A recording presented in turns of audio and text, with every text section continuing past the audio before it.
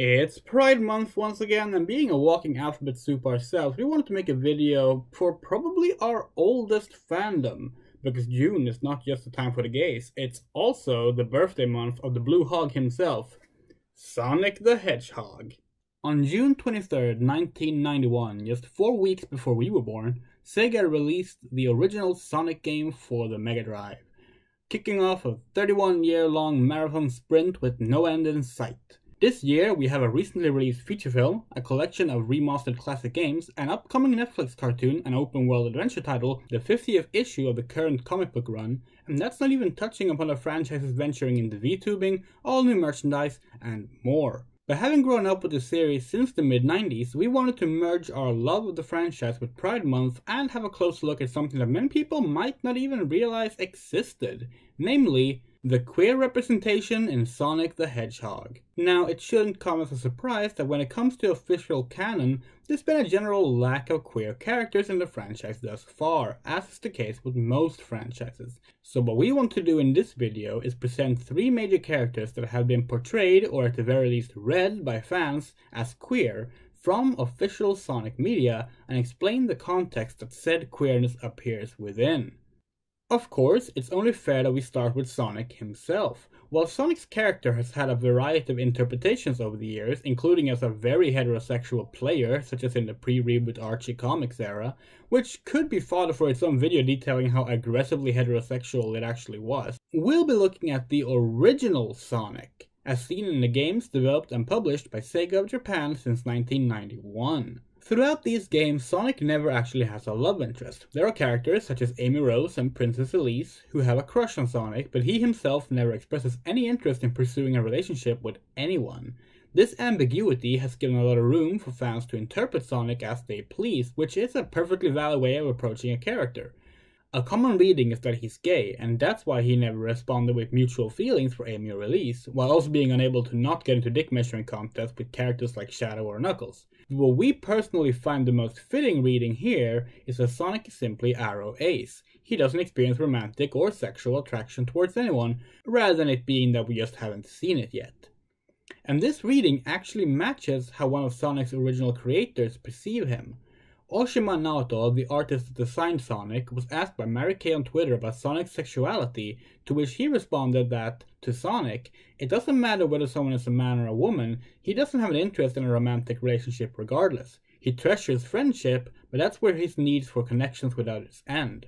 Yes, this is just the interpretation of one of Sonic's creators as stated over 2 decades later, but it matches how Sonic has been portrayed throughout his games. Despite countless games across 31 years, full of characters that could potentially have been the one to spark mutual feelings of romance, Sonic has remained his single self without ever hinting at wanting that to change.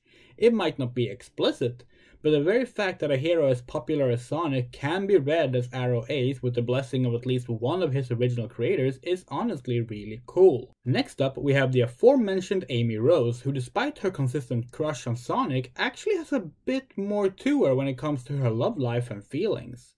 In 2018, Nigel Kitchen and Michael Corker celebrated the 25th anniversary of the UK-exclusive Sonic the Comic series by putting out the final chapter of the digital continuation of the book, Sonic the Comic Online. In the story, titled Exit Sonic, we learn that Amy is now together with the fan-favorite character Techno the Canary. The two have a son together, with Sonic being the kid's godfather.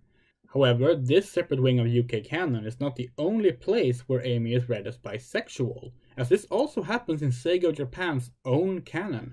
Now, ever since Sonic Rush's release in 2005, there's been a lot of fans shipping the pink hedgehog with the interdimensional feline Blaze the cat. This makes a lot of sense on paper. Blaze has many of the same traits Sonic has, and she spends a lot of time around Amy whenever she crosses dimensions. In the Mario and Sonic at the Olympic Games titles, the two look absolutely adorable together, or perhaps we should say they look amazing. Then, in 2016, Sonic Channel put out a comic for Sonic's 25th anniversary depicting Amy, Marine, and Tails convincing Blaze to use her powers to start a bonfire. While everyone is cheering her on to do this, Amy is doing little more than just cheering. She's blushing and having hearts pop out of her as Blaze gets to show off her flames, much like how she does when she shows adoration for Sonic. In short, Amy Rose is truly a bicon, which explains why the bi flag is pink, purple, and blue. While on the subject of comics, we'd like to mention a few comic exclusive characters that are confirmed as or alluded to being queer. In addition to Techno, Kitching also confirmed the characters Bill and Max from Sonic the Comic as being in a gay relationship. Former lead writer and constant legal threat, Ken Penders also confirmed that Rotar and Kobar from the Archer comics had a romantic relationship in the past. Ian Flynn is the current lead writer on IDW Comics, as well as the writer for the upcoming Sonic game Sonic Frontiers, also wrote Sally Acorn and Nicole the Hololinks as a budding romance in the post-reboot Archer comics. He stated that while this was an intentional writing decision, it likely would have been made more explicit had the comics continued, due to fans not taking too kindly to the idea of Sally being with someone other than Sonic. Evan Stanley created several characters in the post-reboot Archie comics that she has stated as queer, including the asexual Professor Van Schlemmer and the sapphic Gold Tenrek.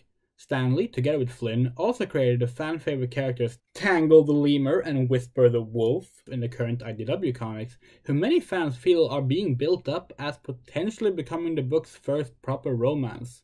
Make them canon, IDW! Make them canon! And so we arrive in the current year, 2022, and the final character we want to talk about in this particular video, namely Agent Stone, played by Lee Majdaub from the Sonic the Hedgehog feature films.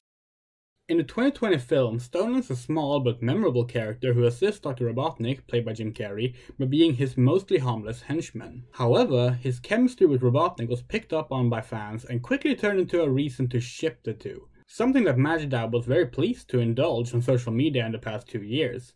The writers for the sequel clearly noticed as Stone's feelings for Robotnik are made more explicit in the film, and even became a focal point in the marketing thanks to the good henchman's latte art skills. While this does fall into some uncomfortable territory, such as when Stone is interrupted while looking at Robotnik in drag by a cop bursting into the door, it was nice seeing a character that both fans and the actor who played him viewed as gay actually be depicted as such. It's part of why we hope that Agent Stone returns in the next film as well.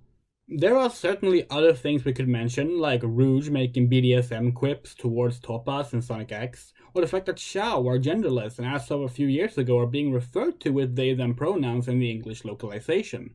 But we've covered the most of what the Sonic series has to offer in terms of queer representation for now. It's not much, and a lot of it is just bite-sized things that requires outside confirmation by creative staff, but we're hoping that we'll be seeing more as the franchise continues its sprint. There's a lot to be desired, but also plenty of room for it to appear. As always, thank you so much for watching, and if you do want to support us, we do have a Patreon.